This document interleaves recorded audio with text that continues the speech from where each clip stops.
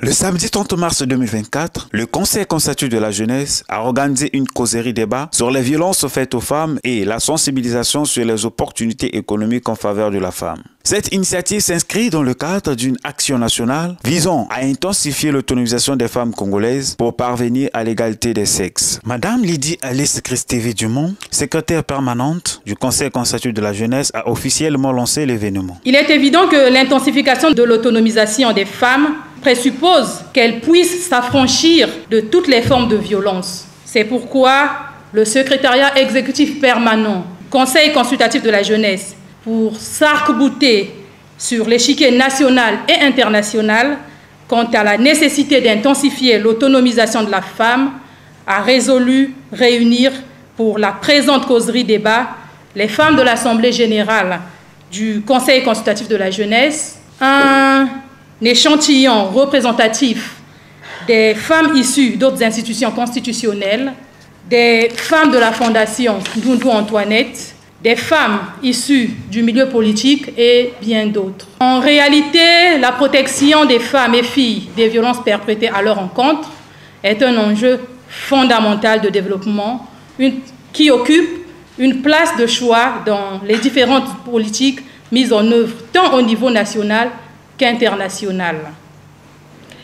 Il va sans dire que de nombreux efforts ont été consentis par le gouvernement congolais en déployant des mesures destinées à garantir la protection des femmes et filles contre les violences. Vous avez sans doute compris que nous attendons de vous, mesdames, messieurs du Conseil consultatif de la jeunesse, de la Fondation Ndundu Antoinette, des institutions partenaires, un regard critique et lucide, d'autant plus que la gravité des violences que subissent les femmes et les filles constitue un défi majeur pour notre société.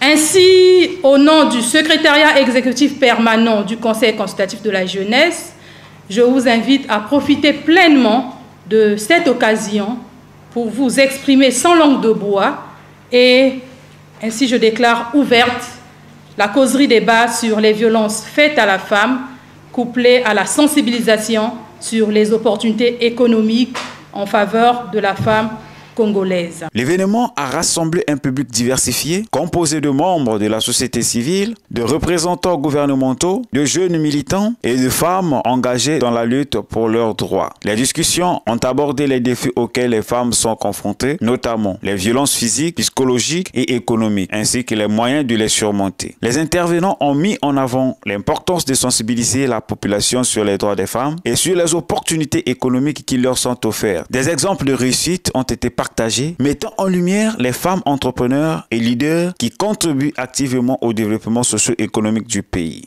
Et nous avons parlé de la formation, de l'éducation, nous avons parlé de la formation professionnelle, parce que aujourd'hui, il y a certains métiers qui sont restés à l'image masculine et qui ne sont pas vraiment féminins. Et donc, il faudrait que ces formations-là martèlent sur ce genre de métier parce que les femmes ne sont pas beaucoup représentées dans les domaines tels que les domaines de la technologie, le domaine de mathématiques, le domaine de l'ingénierie, des BTP. Une initiative qui est plus que louable.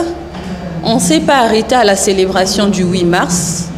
Et on a voulu étendre cette célébration jusqu'à aujourd'hui, le 30, pour effectivement continuer à faire connaître à la femme quels sont ses droits en tant que femme.